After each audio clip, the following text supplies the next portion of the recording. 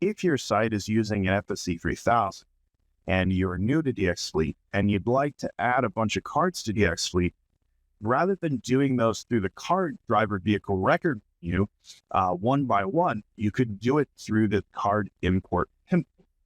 The way that the template works is it will download an Excel template based on your site configuration, and then you will be able to fill in multiple cards in that template and then come back here to DXFleet to upload them and then to sync them to DXFleet. In essence, bypassing the tedious process of creating all of your cards one by one. So to do that, there are some requirements that need to be met. So the first thing you need to do is you need to go ahead in DXFleet and create your cards, your accounts, and make sure that your tech has configured your products and your product restrictions and any sort of other additional information like fuel tones and tank, so that those can be selected from the dropdown in the template. So once those are configured, then you will come over here to the download option. If you don't know how to create cards and accounts, we already have, or don't know how to create accounts or set the product restrictions, we'll have other options in this training for those. So just reference those trainings on how to do that stuff. Here, we're going to go ahead and hit download. It's going to take the information from our organization that we already have configured, and it's going to create an Excel template. So here, we're going to have a card import template that gets created. I'm going to go ahead and open that up. All right, I'm going to slide this over so you can see it. And then here we have our predefined fields that are required for the card. Now, these fields are going to be based on your site and what options you have turned on. So if you don't see all the options here, they're not going to be configured in your system configuration page. So you'll want to go to the system configuration page and you want to make sure that the options are turned on that you need for your site. So here I have everything turned on. For example, the first in here is account configured controls. Do we want account configured controls? Yes or no? This means that the card is going to be managed by the account that it's in and the controls that are configured for the account. So in this case, we're going to say, no, we don't want to use that. Account selection here, since we've already created the accounts and they're in DXFleet, it's going to populate them in this template. So now we have all these accounts that we can select from. So I'm going to create a card for the Equipment 1000 account, record type, driver or vehicle. If you're using single entry system, you'll have still a driver or vehicle selection, but that'll change based on how that site is configured. So you may only see driver, you may only see vehicle, or you may need to go to this other option over here that says card operates as a single entry. So just keep that in mind that you'll need to know how your cards need to be set up to fill this out correctly. So record type, we're going to select this one as a driver card. Driver vehicle ID is going to be the ID that shows up on the retort or the export. So I'm just going to do 1, 2, 3, 4. We're going to give it a name, test driver. FSC presented media is the number that gets entered at the time of fuel. Now, that might be read from a card reader. That might be entered on a keyboard. It might be, a proc card. It might be a chip key. It might be various formats. It's just important that we put in the correct number that's being read in that reader here. So if I'm going to do a keyboard entry of 1, 2, 3, 4, then I could just put in 1, 2, 3, 4. If I'm going to do a master card that is 16 digits, then you'll put in whatever number that card programmed on it that's going to be read at the time of fuel. These numbers will go into more detail on the card creation process. So check out the card menu and the different options and what they do on the other tutorial. But here, just note that the driver and the vehicle ID, this is alphanumeric, and this has to be the number of the big red card. All right, let's go right with too far. Okay, we've got card status valid. Short name, this is going to be 9 characters or less. And you can't use symbols and things for the short name. So no apostrophes and things.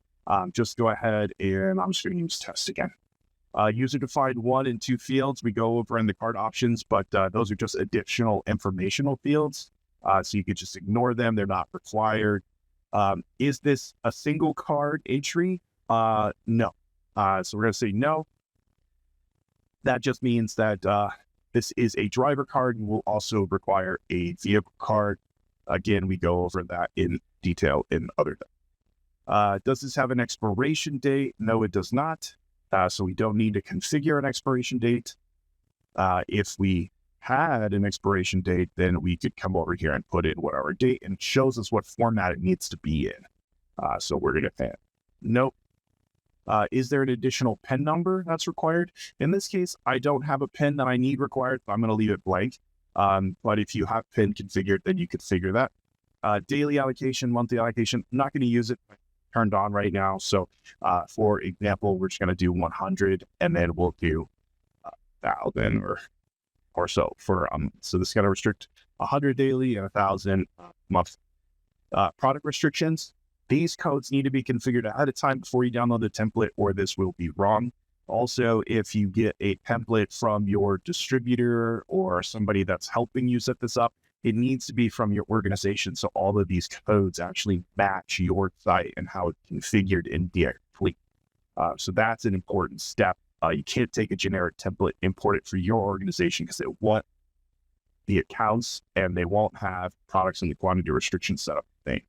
Okay, so these restrictions are configured in DXFleet. So you kind of need to know what product restriction code 1 is, code 2 is, and various restrictions. So we're going to select code 1. Which I believe is unleaded only at this site. Quantity restriction, we're going to select 100 gallons. This is for reasonability.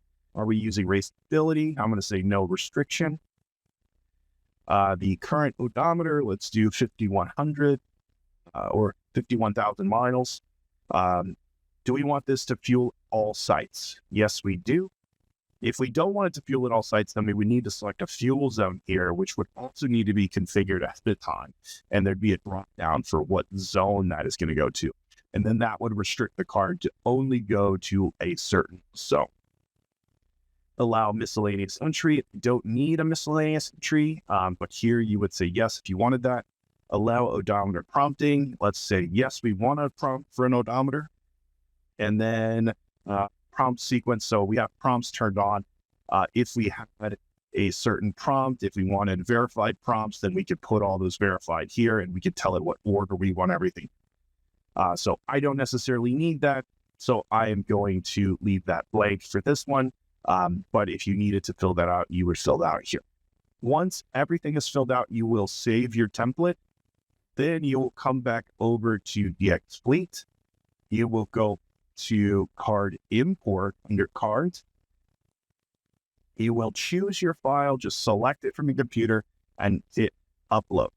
When you upload it, it'll take a few seconds or maybe a couple minutes, depending on how many cards you have. And then if you hit this refresh button here, it will show you the file that you just uploaded. Okay, so in this case, we uploaded some files a few days ago. And this is the Excel file. So if you need to download it again, you can download it here. This may not store forever, so just keep that in mind. So you may want to archive your uploads if you need to make any changes later. Now, once it processes, that means it basically uploads your stuff to DXFleet. Then you will get a card import summary. And you'll want to hit refresh until you see that summary come up on the page. The summary is important, and it's important that you check it, because if you don't get a summary after waiting some time, right, it might take some time to add. But if you don't get a summary, it means it didn't run.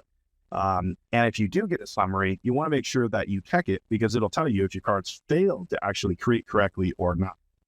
So we're going to open one. I'll just show you what it'll look like. So here we've got, this card number was created with this media number. And it's saying it was successful, which is great. That means it worked. We've created this card. It was successful. If it failed, it would give you a description of a failure. Let me see if I can open one that fails. Let's see. Let's go.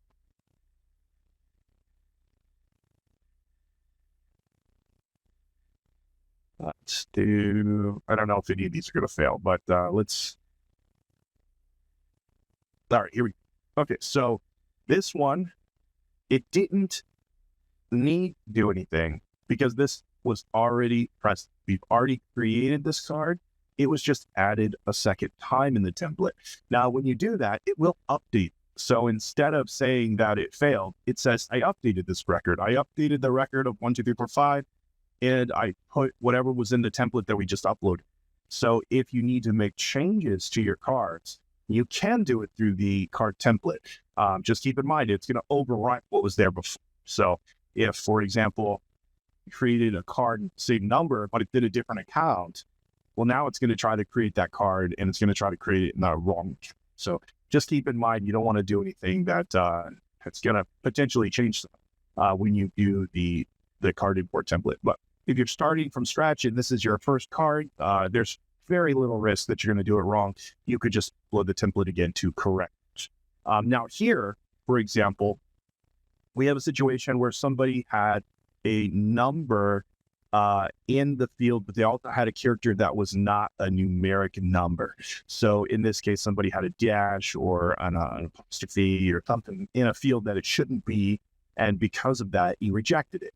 And so here it's telling us, hey, you're using a bad character. You're using something that's only allowing numeric, and it doesn't meet what we're expecting. So here it'll let you know, something similar to what the problem was. And then you could go look at your template again and look at the median number that failed and try to fix that.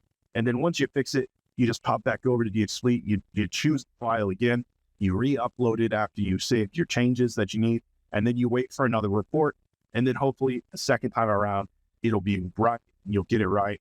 And although it may take time for the whole thing to run and process, once you hit upload, you should start seeing cards populate here. So this number will slowly start increasing.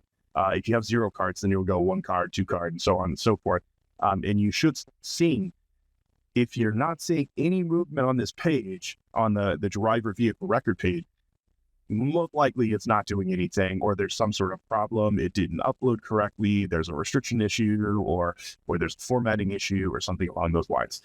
I always recommend that when you do a card template, you do small batches at first until you kind of get familiar with the process. So that way you don't have to wait an extended period of time to know if it failed. So if I create the template and I only added 2 cards, it's going to process that right away and I'll see if it worked. And then once I know the entries that I put in the template work, then I can go and add the other 1,000 cards or whatever we're going to do. I like, as you see here, I did a whole bunch of them. I like to do them in 500 at a time. That way, if something does screw up, I still can easily change it and it's not going to take forever. I think it takes about 5 minutes to process 500 cards. So you just kind of have to wait a little bit. It might be quicker than that. It just kind of depends on how much stuff you're putting in there at the same time.